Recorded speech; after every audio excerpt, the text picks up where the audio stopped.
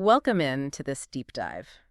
We've been immersed in some really fascinating material lately, We certainly have. exploring different aspects of what it means to navigate being human. Things like understanding loneliness, finding happiness. Grappling with self-doubt, too, the way we compare ourselves. Yeah, comparison, setting healthy boundaries, and even the sort of fundamental wiring of our personalities. Introverts, extroverts. A really rich collection of sources, isn't it? Touching on so many of those universal experiences we all encounter them, sometimes daily. Absolutely. And today our mission is a little different. We've pulled insights across all those previous deep dives. We're going to unpack this accumulated knowledge, looking for the most important nuggets and the practical strategies that kept popping up. Right, across these topics that seem separate on the surface. Exactly. The idea is really to connect the dots. You'll start to see how understanding these different facets of the human experience, it's not siloed knowledge. It's more like an interconnected toolkit. Learning about one area can, shed light on another. It offers some powerful ways to navigate your own life. So think of this as a bit of a shortcut. We're aiming to give you a well-informed perspective on this whole landscape of personal well-being. Packed with some surprising facts, hopefully. And, most importantly, actionable steps. Things you can actually use. Okay, let's dive into this stack of sources then and see what common threads we can pull out. I'm ready. As we looked across these different areas, a really strong theme emerged pretty much straight away. Which was? The idea that so many of our challenges are rooted in our inner world. Specifically, its habits. That's right. Yeah. Whether we were looking at self-doubt or comparison or even that feeling of loneliness, the sources kept bringing us back to internal patterns. Our perceptions, right, and the learned ways our minds operate. Exactly. Like the source on self-doubt, particularly when learning something new, like English. Oh, yeah, I remember that. It frames self-doubt not as some fixed state you're stuck in, but as a habit. A habit, that's powerful. It really is. Yeah. Think about that. It's not some character flaw. It's just a learned neural pathway. Yeah. Your brain has simply practiced doubting itself. So the powerful part is, if it's learned, it can be unlearned. Any positive action, even a tiny step, starts to literally disrupt that ingrained habit. It carves a new path. That really shifts it, doesn't it? From feeling like a personal failing to, a skill you can actually change. Precisely. And comparison felt very similar. An internal habit fueled by perception, even if external stuff triggers it. Absolutely. The sources traced comparison back to like an evolutionary instinct, sizing others up for survival, status. Makes sense back then. It was probably useful. But the surprising twist is how in the modern age, especially amplified by social media, oh, definitely, this instinct becomes actively detrimental. It turns into this harmful habit, often rooted in insecurity, constantly pulling your focus outward instead of, letting you appreciate your own path. And loneliness. While it obviously involves other people, the experience of it feels deeply internal. Yes, the sources were really clear on that. Loneliness isn't just physically being alone. Yeah. It's that profound feeling of being alone when you don't want to be. That deep sense of isolation, a yearning for genuine connection, even if you're literally surrounded by people. That really resonates. It's starkly highlighted now, isn't it, in the digital age? It is. We're connected everywhere online, theoretically, yet so many people feel more isolated than ever before. It's like a buffet of shallow connections, maybe, but no truly nourishing meals. That's a great way to put it. And even something like introversion and extroversion, the sources connected that back to our inner world too, didn't they? Like where we get our energy from. Exactly. These aren't rigid boxes, right? Yeah. They're tendencies along a spectrum. It's fundamentally related to whether you're energized by turning inward, that's introversion, or by outward interaction, extroversion. And there were brain differences mentioned too. Yeah, the research touched on that. Introverts often have a higher baseline level of cortical activity, basically. They need less external stimulation.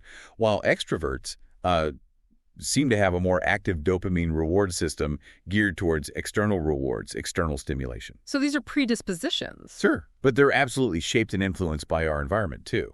It's nature and nurture. What really stands out to me is how many of these distinct challenges, doubt, comparison, loneliness, even just understanding your social energy, they seem to converge on understanding these fundamental bits about how our minds work. Yeah, and where we focus our attention and energy. Right. And if understanding your inner world and the habits is, let's say, step one, then the obvious next question is, how do you influence those habits? How do you navigate that internal terrain once you've sort of understand it better? Which brings us neatly to a strategy that popped up in almost every single source we looked at. Let me guess. Perspective. Exactly. The power of perspective and reframing. Shifting how you think about something.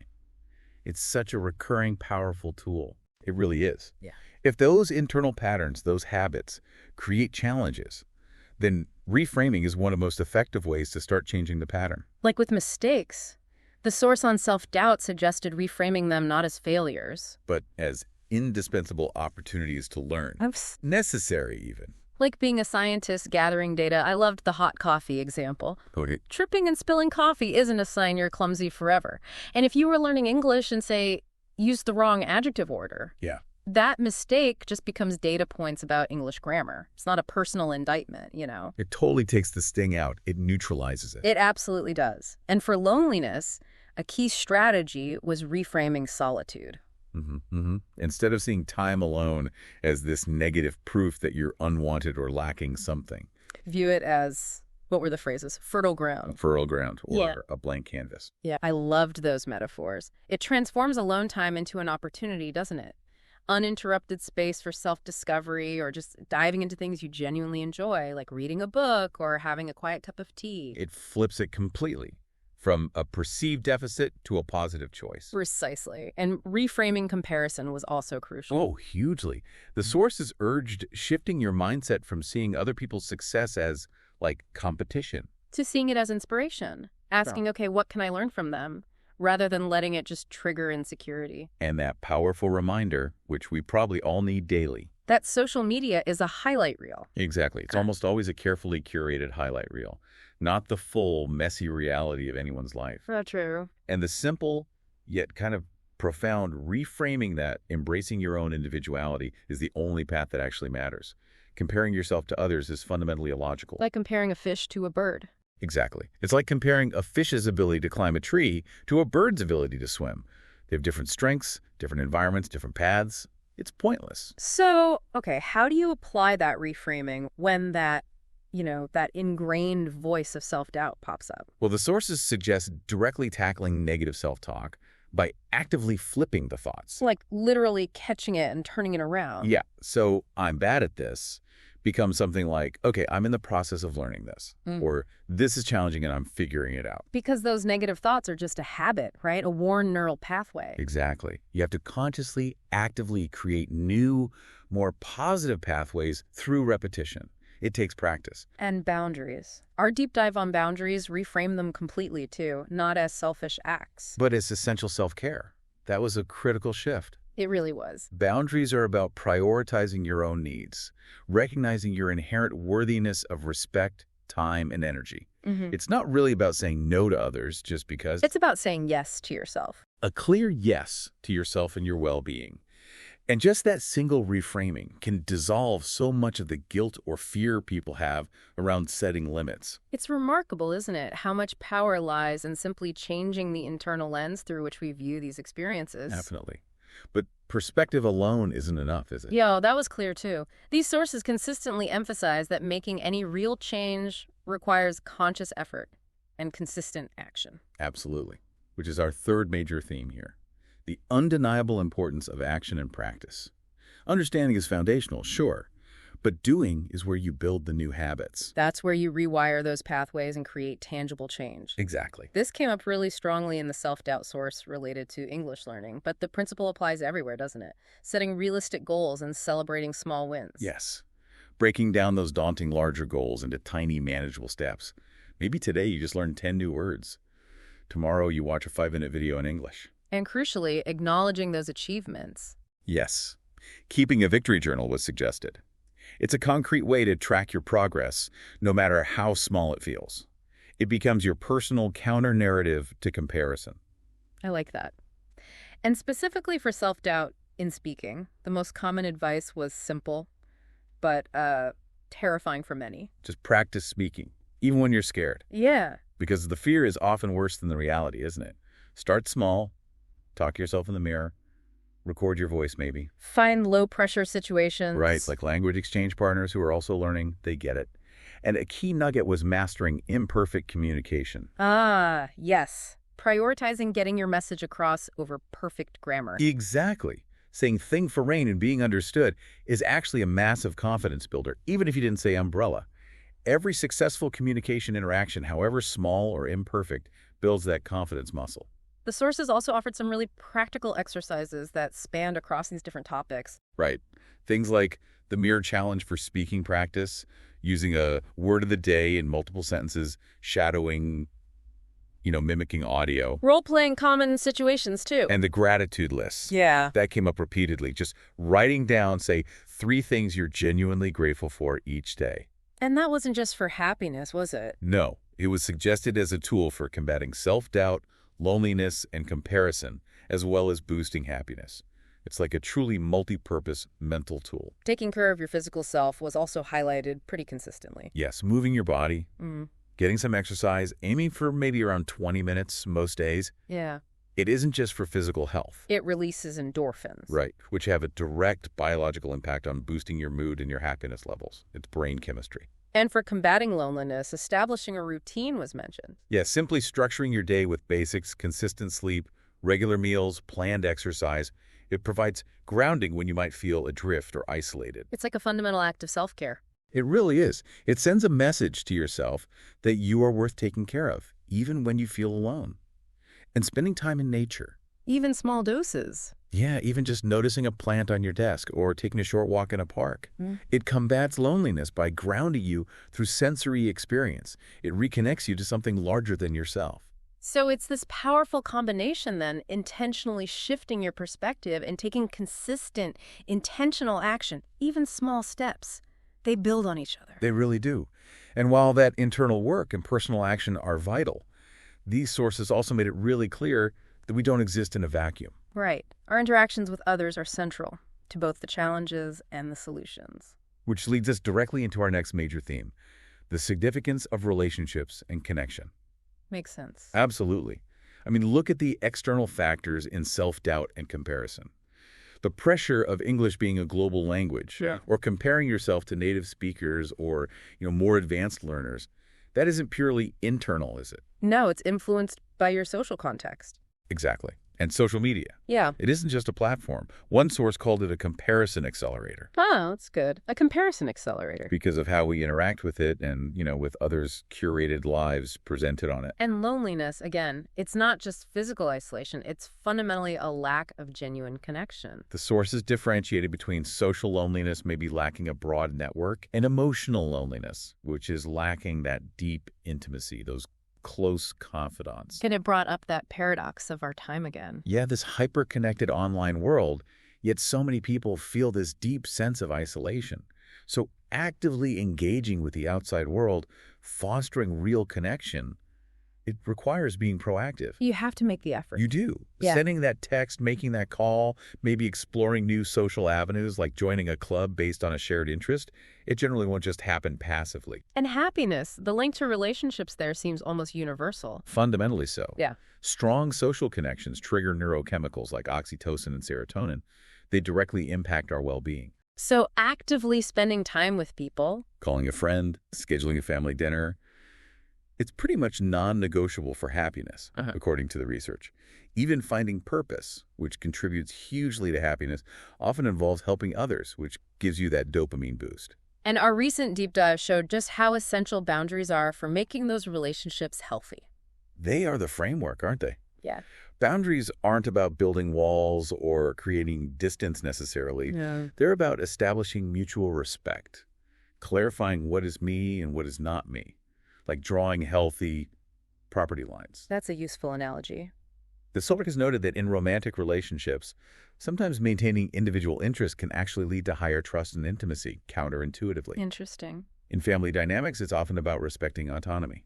In friendships, making sure the connection is balanced, not one-sided. And communicating your needs is key. Crucial. Using I statements, I feel X when Y happens. I need Z, even if it feels uncomfortable or causes a bit of initial conflict. Sometimes that discomfort is just a test of the relationship's underlying health. Yeah, that makes sense. And surrounding yourself with supportive people came up repeatedly, too, especially when talking about comparison. Find your tribe. Those people who genuinely lift you up and celebrate your wins without jealousy. And the flip side. Ditch the comparison crew. Yeah. Those people whose negativity or constant one-upmanship is just contagious and drains your energy. We all know people like that. We do. And a practical tip was actively being a cheerleader for others, offering genuine compliments. It can dramatically shift your own focus away from comparison and towards appreciation. That's a good one. And understanding personality types like introversion and extroversion, that's also key for navigating relationships effectively, right? Absolutely. Knowing where you and the important people in your life gain and lose energy is vital for finding compromises that work for everyone. So acknowledging differences. Yeah, like one person needing quiet downtime after a long week, while the other is maybe craving a crowded social event. And using clear language about those needs. I need some quiet time to recharge, or, hey, I'm feeling a bit lonely and would love some company. Yeah. That helps build understanding and respect. It prevents misunderstandings and, ultimately, resentment. It really seems like building that strong inner life, understanding your habits, reframing thoughts, taking action, that's the foundation. And then healthy relationships built on self-awareness, communication, respect. They're like the walls and roof of overall well-being. That's a nice way to think about it. Yeah. But let's be real for a second. Making these changes, it's not always a straight line, is it? Definitely not. What happens when, despite all the reframing and action, we inevitably stumble or fall back into old patterns? Because we will. That's the reality, yeah. And it brings us to acknowledging challenges and seeking support. Overcoming deeply ingrained habits like self-doubt or persistent loneliness or that knee-jerk comparison reaction. Or even just learning to set firm boundaries when you're not used to it. Exactly. It all takes significant time and effort. There will absolutely be ups and downs. You will have moments where you slip back. Comparison relapses are incredibly common, for example. Feeling guilt or facing resistance when you try to set a boundary is normal. The sources were really clear. Setbacks are part of the process. They're not proof of failure. And they emphasize viewing these setbacks not as reasons to give up, but as opportunities. Opportunities to learn. Right. Ask yourself specific questions. Okay, what actually went well in this situation, even if it ended badly? What can I learn from this specific slip-up? And maybe most importantly, what's just one tiny step forward I can take right now? That focus on learning and immediate small actions, it prevents that feeling of despair, doesn't it? It does. And if the challenges feel truly overwhelming, especially with persistent, debilitating loneliness, or maybe a struggle with comparison that feels crushing, then the sources made it clear that it is absolutely okay. In fact, it's a sign of strength to ask for help. yeah, reaching out to a therapist, a support group, maybe even a crisis hotline. It's not admitting defeat. No, it's taking powerful, proactive action for your own well-being. As one source highlighted, sometimes the most crucial step is simply being able to say, clearly and without shame, I need support. Normalizing that vulnerability is just incredibly powerful. You don't have to carry these heavy burdens all by yourself. And seeing setbacks not as failures, but as feedback. And knowing that seeking help is a valid, strong strategy that builds incredible resilience for the long haul. Speaking of the larger picture, these sources also touched on how external forces, things like culture and technology, significantly influence these deeply human experiences we're talking about. That's our next theme, right? The role of external factors and the broader context. Culture, for instance, heavily shapes how boundaries are perceived and implemented. Right. In more individualistic cultures, say like the U.S. often is, setting boundaries might be seen as a sign of healthy independence, strength even. But in more collectivist cultures, it might be perceived quite negatively as disrespectful, maybe, or disruptive to group harmony. So navigating that requires not just self-awareness, but cultural sensitivity, too. Definitely. And cultural views on personality also vary. Some cultures might traditionally value reserved, quiet traits more highly than outgoing ones, which influences how introversion or extroversion are seen and valued. Language itself reflects these nuances, doesn't it? It does, offering words ranging from reticent and reserved all the way to gregarious and ebullient. And technology. We saw its role in comparison and loneliness earlier, but mindful technology use itself is a huge area for setting boundaries. Oh, yeah. It requires both external boundaries you set on the device or the platforms, things like turning off notifications, scheduling phone-free times or zones. And internal boundaries. Managing your mindset, noticing the urges to constantly check. Right. Conducting a social media audit was a practical suggestion. Actively unfollowing accounts that consistently trigger comparison or just make you feel bad. The sources stressed using tech intentionally, didn't they, to complement real-life connections, not replace them. Exactly. Online communities can be wonderfully supportive if they enhance, rather than detract from, your overall well-being and real-world connections. And work-life boundaries. They've become incredibly complex, haven't they? Especially with remote work blurring the lines. Absolutely essential to address. Clearly defining work hours, having a designated workspace if possible, communicating your availability clearly. These are key for maintaining productivity and preventing burnout. Reducing stress. Framing work-life boundaries not as slacking off, but as a way to ensure you're actually rested and focused when you are working. Makes it a win-win. Exactly. And finally, the research on happiness around the world showed how those large external factors, things like healthcare systems, community trust, social safety nets, contribute significantly to national happiness levels. Yes, and even within that, cultural differences in how happiness itself is understood. Is it primarily about individual achievement? Or is it more about harmony within the family or community?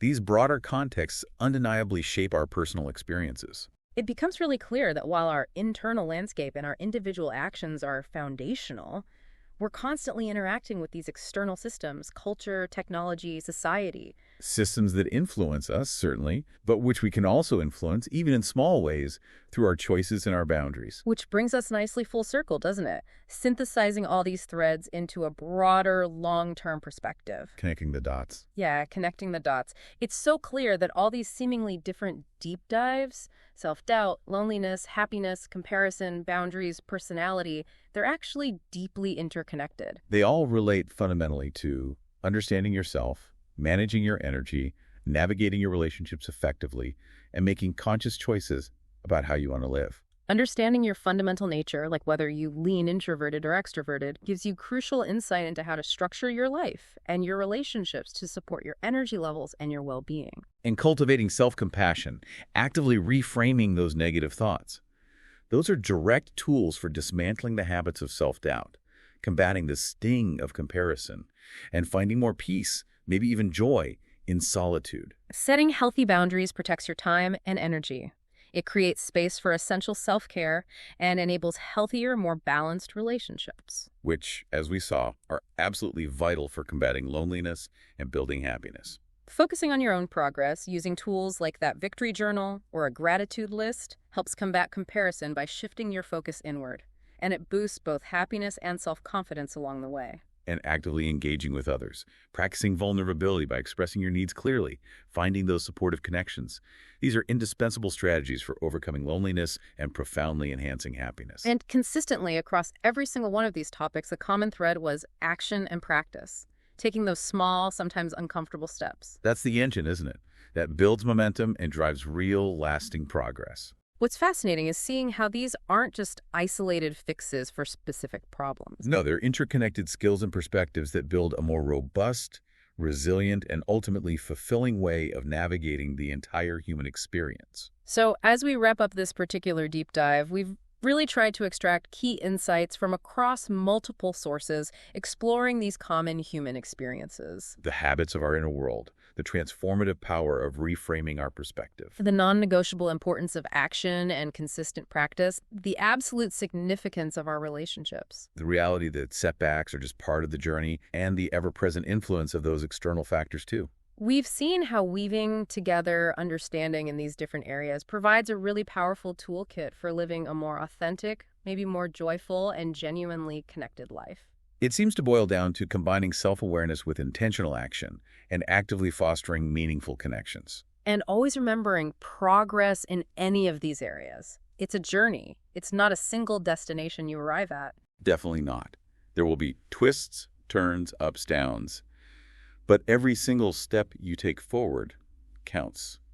So thinking about everything we've explored today, those deeply ingrained habits of the mind, the surprising power in simply reframing how you see things, the crucial role of connection, the necessity of taking action, what's one small thing you can do today? Just one small thing to apply just one of these insights to your own life, to take one step towards greater well-being or self-understanding. Will you maybe make a conscious effort to reframe a mistake you make today?